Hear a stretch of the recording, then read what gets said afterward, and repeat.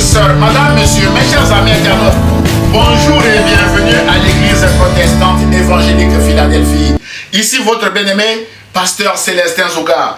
Je suis toujours dans la joie de partager la parole de Dieu avec vous, mes chers amis internautes. Nous sommes toujours dans notre série de messages sur proclamant la surabondance de la grâce de Dieu autour de nous. Et le titre de notre message d'aujourd'hui est l'annonce du premier Noël.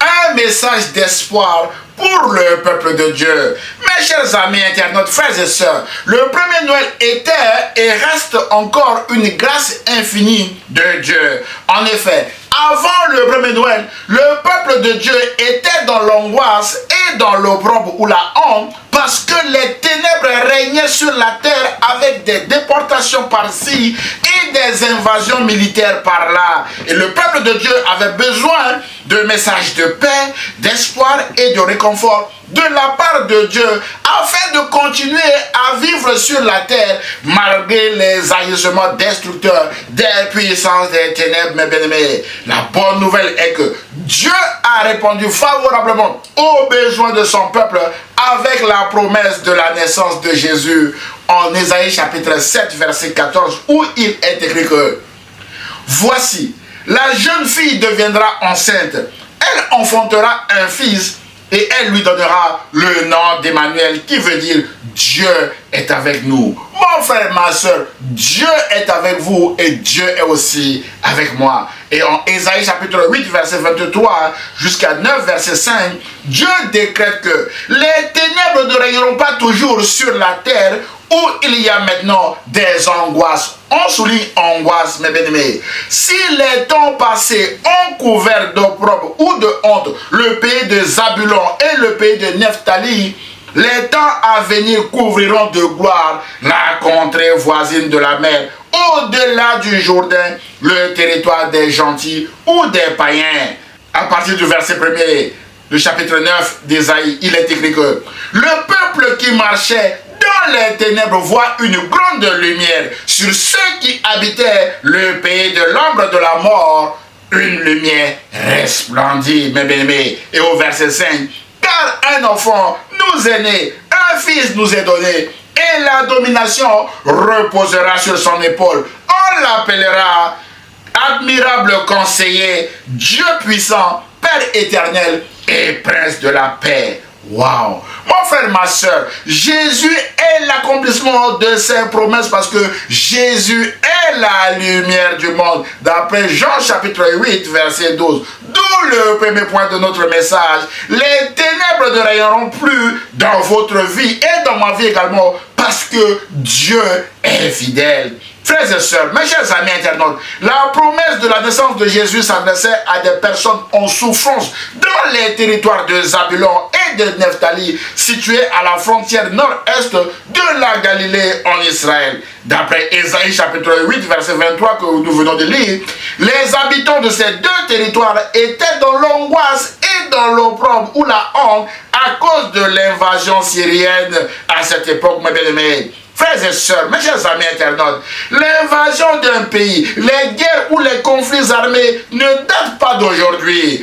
Environ 700 ans avant Jésus-Christ, les territoires de Zabulon et de Nephtali en Israël ont aussi connu une invasion militaire qui les a plongés dans une souffrance aiguë. La Bible déclare en 2 Rois chapitre 15 verset 29 que sous le règne de Péka, roi d'Israël, Tiglath-Pileser, roi d'Assyrie, fit une invasion et s'empara des villes de Lyon, Abel-Beth, Maca, Yanoa, Kédek, Hatzor et Galad.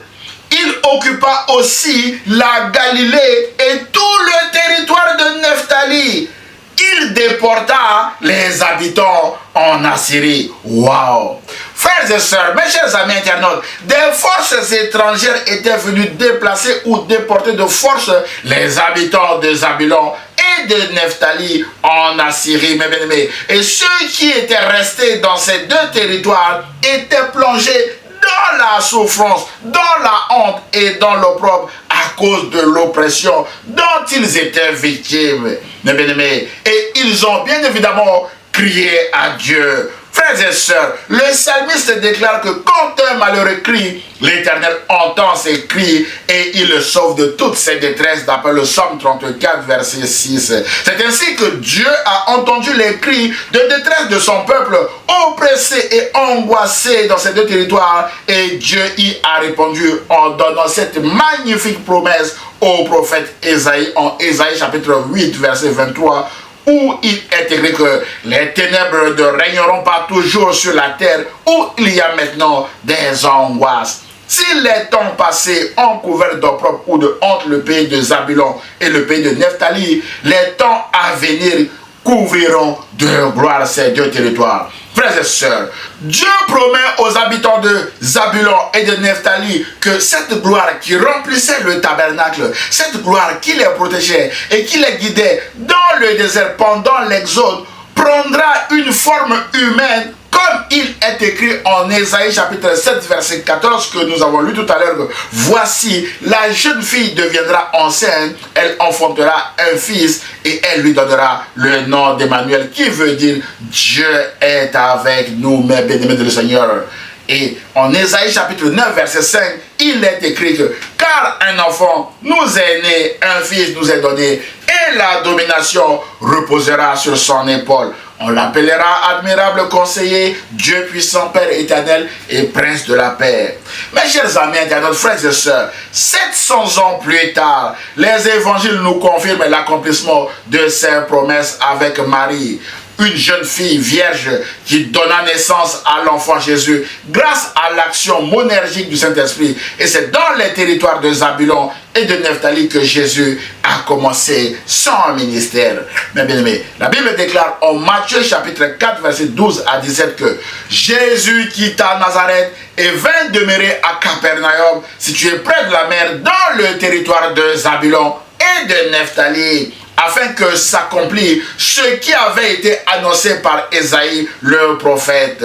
Le peuple de Zabulon et de Nephtali, de la contrée voisine de la mer, du pays au-delà du Jourdain et de la Galilée, des gentils, mes bien-aimés. Ce peuple assis dans les ténèbres a vu une grande lumière, et sur ceux qui étaient assis dans la région et l'ombre de la mort, la lumière s'est levée sur eux, mes bien-aimés de le Seigneur. Dès ce moment, Jésus commença à prêcher et à dire: répentez-vous, car le royaume des cieux est proche, mes bien-aimés. C'est dans ces régions de Zabulon et de Nephtali que Jésus a commencé son ministère, et ce 700 ans après avoir annoncé, mes bien-aimés de Seigneur, la naissance de Jésus au prophète Ésaïe et à son peuple. Mon frère, ma soeur, peut-être que Dieu vous a fait une promesse. Notez que Dieu est fidèle et Dieu ne vous oubliera jamais, mes bien-aimés. Dieu n'oubliera aussi jamais ses promesses. C'est pourquoi, si votre promesse tarde à s'accomplir, fortifiez-vous avec le message, mes bien-aimés, de Dieu au prophète Habakkuk, à qui Dieu a dit: car c'est une prophétie dont le temps est déjà fixé, prophète Habakkuk. Elle marche vers son terme et elle ne mentira pas. Si elle tarde, attends-la, car elle s'accomplira certainement, déclare l'Éternel à Habakkuk, mes bien-aimés dans le Seigneur.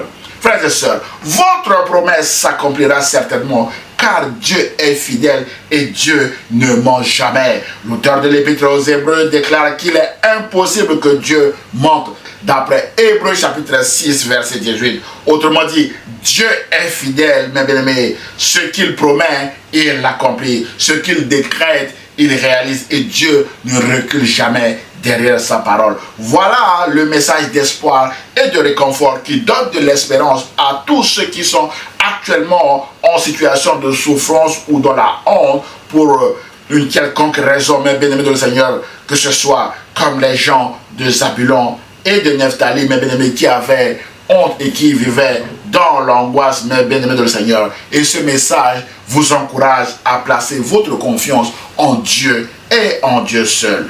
Mon frère, ma soeur, peut-être que vous êtes actuellement en souffrance, comme les habitants de Zabulon et de Nephtali, à cause des conflits armés, à cause de de la maladie, à cause de l'injustice flagrante dont vous êtes victime, à cause des puissances des ténèbres qui s'agitent constamment contre vous, ou de toute autre cause, et que vous êtes en train de crier à Dieu, mes bien-aimés dans le Seigneur, afin de solliciter son intervention.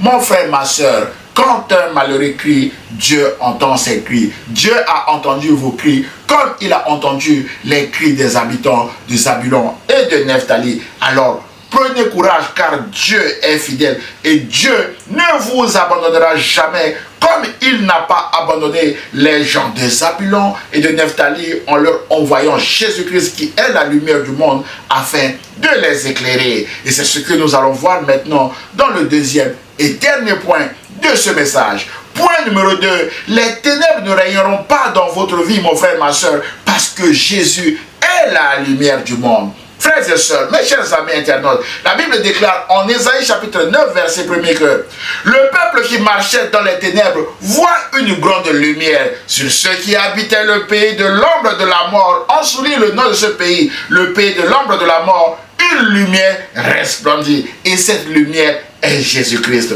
Mon frère, ma soeur, la promesse de la naissance de Jésus s'adressait à des personnes en souffrance, des personnes en difficulté, des personnes opprimées, oppressées, déportées, brisées, malheureux, maltraités injustement, rejetés et même dont les droits fondamentaux étaient bafoués dans les territoires de Zabulon et de Nephtali, mes bien-aimés. Leur souffrance était aiguë à tel point qu'ils ont qualifié, mes bien-aimés, leur pays de l'ombre de la mort. Autrement dit, la mort était monnaie courante dans ce pays à cause de la souffrance, mes bien-aimés. Mais la bonne nouvelle est que Dieu leur a envoyé Jésus-Christ pour luire dans leur vie, parce que Jésus-Christ est la lumière du monde. Mon frère, ma soeur, peut-être que vous êtes aussi rejeté, peut-être que vous êtes actuellement dans la souffrance, vous êtes oppressé, opprimé, mes bien-aimés, et malheureux, maltraité. Mon frère, ma soeur, prenez courage, mes bien-aimés dans le Seigneur.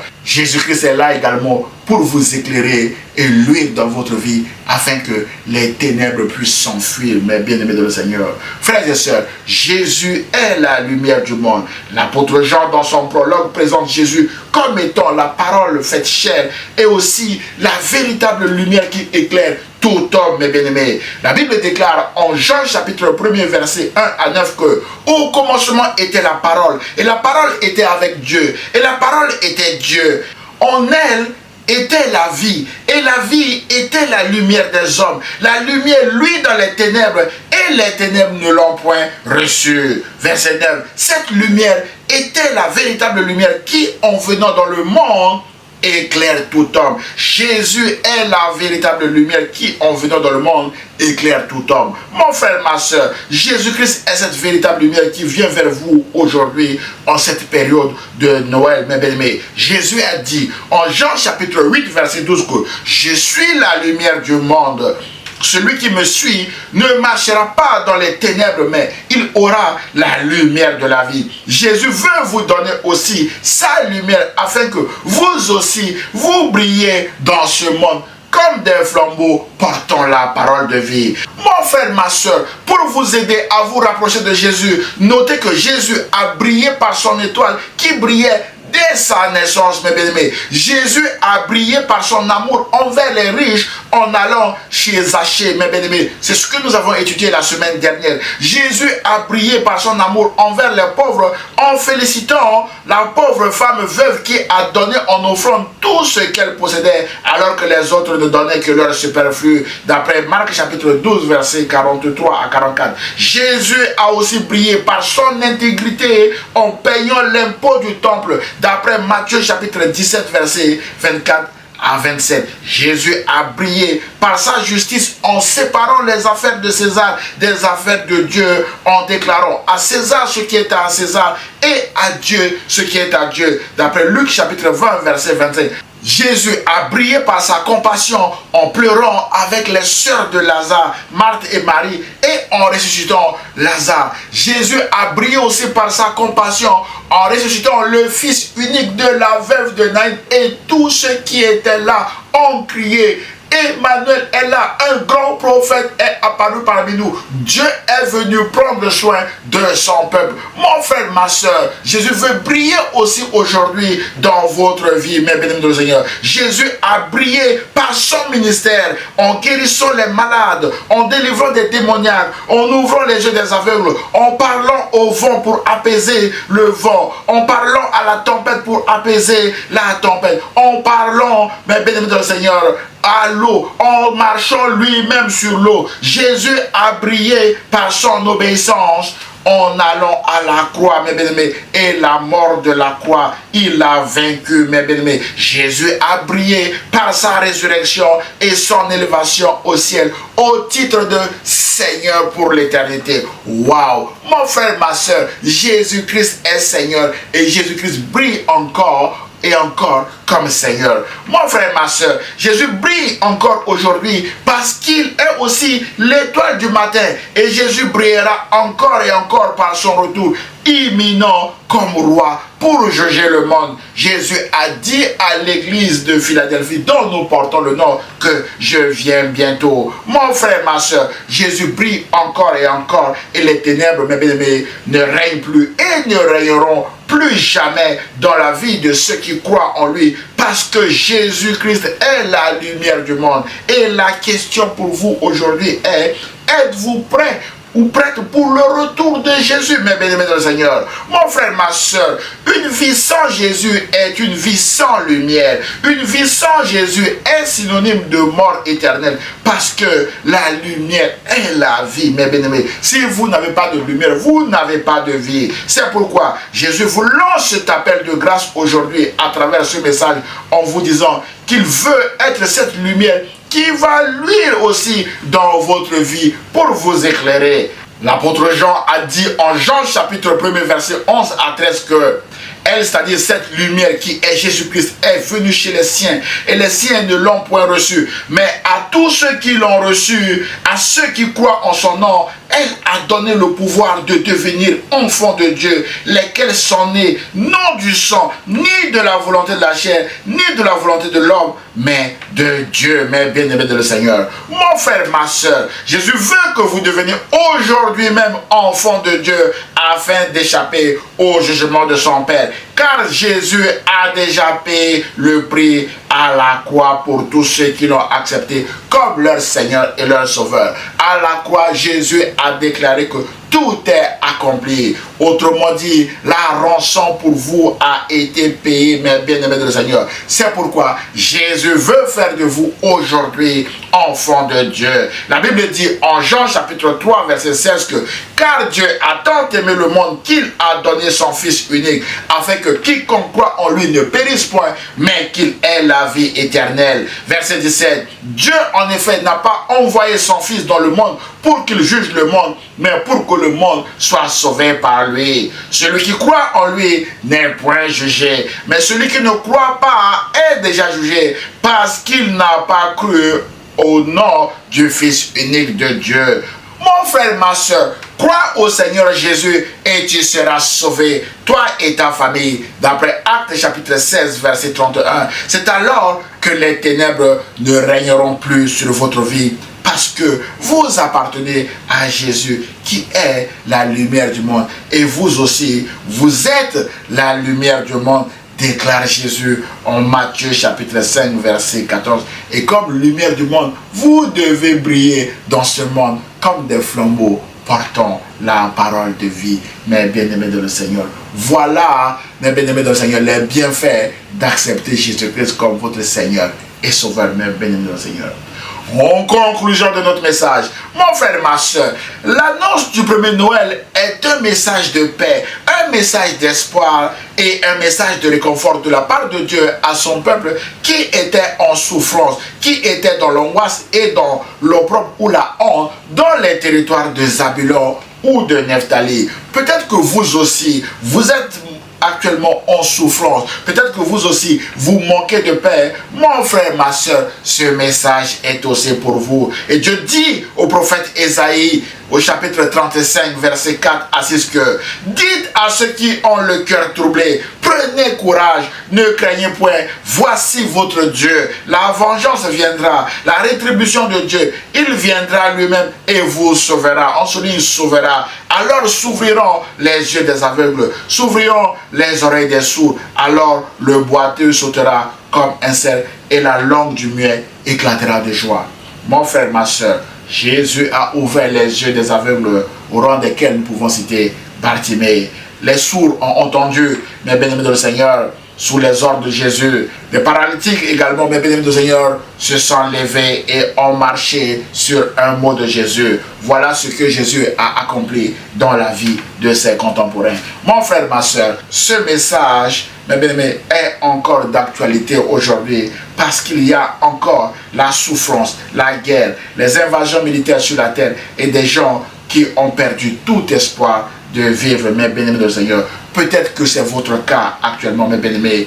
La solution pour vous et tous les acteurs, mes bien-aimés, aussi bien les acteurs et les victimes, est Jésus qui est le prince de paix. Jésus, mes bien-aimés dans le Seigneur, veut vous donner sa paix. Mais pour recevoir la paix de Jésus qui est une paix éternelle, vous devez d'abord l'accepter comme votre Seigneur et Sauveur. Si vous ne l'avez pas encore fait, mes bien-aimés, c'est le but final de ce message. Vous amener, mes bien-aimés du Seigneur, à accepter Jésus-Christ comme étant votre Seigneur et Sauveur, à recevoir Jésus dans votre vie comme étant la lumière du monde. C'est alors que les ténèbres ne rayeront plus jamais dans votre vie, mes bien-aimés. C'est pourquoi, si vous venez d'accepter Jésus-Christ comme étant votre Seigneur et Sauveur, je vous dis bravo, mon frère, ma soeur. Vous venez de prendre une décision que vous ne regretterez jamais. C'est une très bonne décision parce que la Bible déclare en Romains chapitre 10, verset 11 que celui qui croit en Jésus ne sera pas couvert de honte. Mon frère, ma soeur, vous ne serez plus jamais dans la honte ou dans l'opprobre parce que Jésus-Christ vient d'entrer dans votre vie. Voilà le message de grâce que Dieu a mis sur mon cœur de partager avec vous en cette période de Noël, mes bien-aimés de le Seigneur. J'ose espérer que ce message vous a fait du bien. Alors, aimez-le, commentez-le et partagez-le à vos proches, mes bien-aimés. Que Dieu vous bénisse. Prions le Seigneur.